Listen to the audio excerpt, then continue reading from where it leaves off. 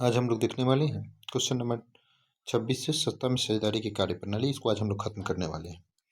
तो समवर्ती सूची में रखा जाता है, तो जिस पर केंद्र सरकार, इसको हम लोग देखेंगे कि जिस पर केंद्र और राज्य दोनों सरकारें कानून बना सकती है, उस विषय को हम लोग समवर्ती सूची में रखते हैं। विषय में देखेंगे शिक्षा, वन, पर्यावरण, वन्य जीव संरक्षण, सिविल प्रक्रिया, विवाह और तलाक, बिजली, आर्थिक एवं सामाजिक योजनाएं।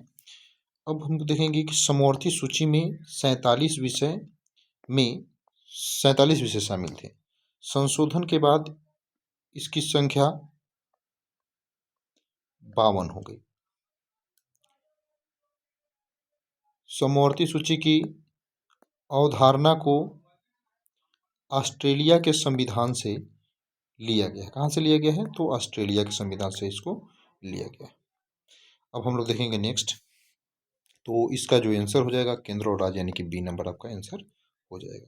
नेक्स्ट हम लोग देखेंगे भारत में सर्वोच्च न्यायालय के मुख्य न्यायाधीश की नियुक्ति कौन करता है? तो याद रखना है कि भारत में सर्वोच्च न्यायालय के मुख्य न्यायाधीश की नियुक्ति राष्ट्रपति करता है। यह अनुच्छेद 124 के खंड 2, क्या है? खंड 2 के तहत इसको जो है शामिल किया गया है। किसके तहत? तो खंड 2 के तहत इसको शामिल किया गया। आधुनिक युग में प्रत्यक्ष लोकतंत्र का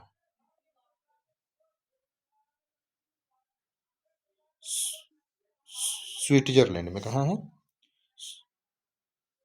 स्विट्जरलैंड में। क्वेश्चन नंबर देखेंगे 29 कि भारतीय संघ में किस राज्य को विशेष राज्य का दर्जा प्राप्त है? तो विशेष राज्य का दर्जा याद रखना है कि विशेष राज्य का दर्जा जो है यह जम्मू कश्मीर को प्राप्त है। किसको है?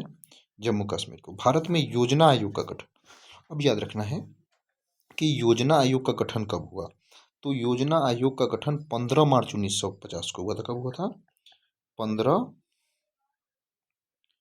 मार्च 1950। कब हुआ? 15 मार्च 1950। नीति आयोग का गठन, अब आपसे पूछेगा कि नीति आयोग का गठन, तो याद रखना है कि यह आपका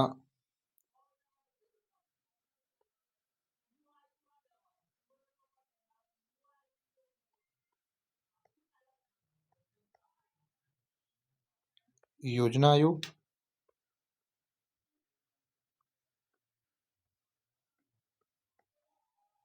नीति आयोग,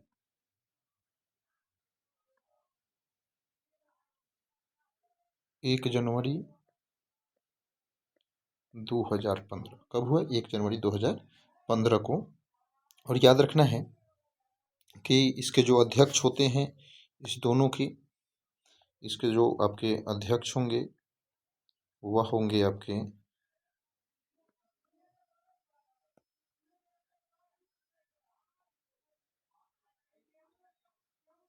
प्रधानमंत्री।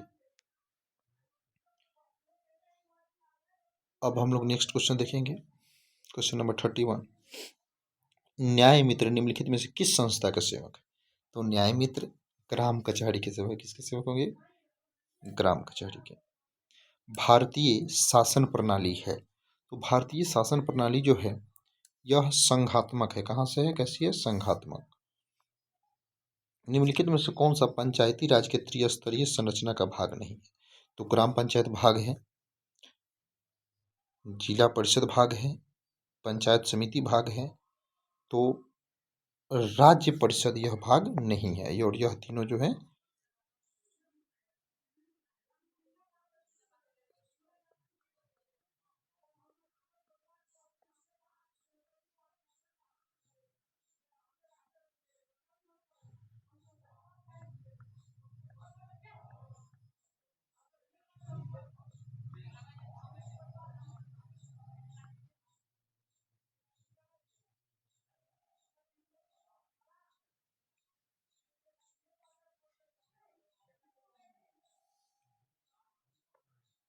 1953 में गठित राज्य पुनर्गठन आयोग के अध्यक्ष कौन थे? तो फजल अली। कौन थे?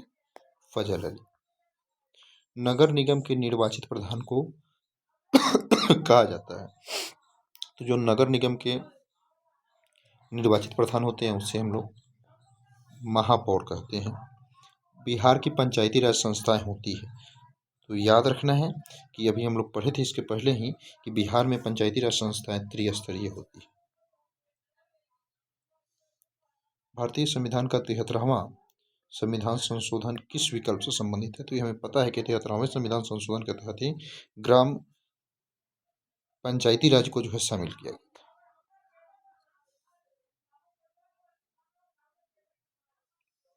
निम्नलिखित में स्थानीय स्वशासन को सबसे धरातलीय संस्था कौन सी है? तो सबसे धरातलीय संस्था जो है, याद रखना है कि सबसे धरातलीय यह ग्राम पंचायत है, सबसे निचले स्तर की संस्था। ग्रामीण क्षेत्र से शहरी क्षेत्रों में परिवर्तित होने वाली संस्थाओं में स्थापित है,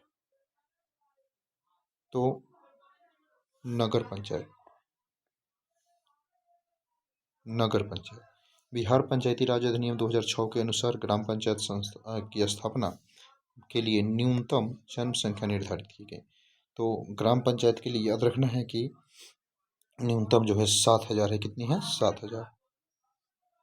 पंचायत समिति का प्रधान कौन होता है? तो याद रखिए कि पंचायत समिति चुन करके प्रमुख को बनाता है और इसका जो होता है या प्रधान प्रमुख होता है। पंचायत समिति का कार्यकलाप पदाधिकारी कौन होता है? तो याद रखना है कि इसका उसके पहले हम लोग वीडियो में पढ़े हुए हैं। तो इसका प्रखंड विकास पदाधिकारी, जिसको हम लोग बीडीओ के भी नाम से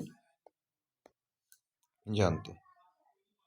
नगर निगम के मुख्य प्रशासक को कहा जाता है। नगर निगम के मुख्य प्रशासक को नगर आयुक्त। लोकसभा में निर्वाचन हेतु कुल सीटों की संख्या 543।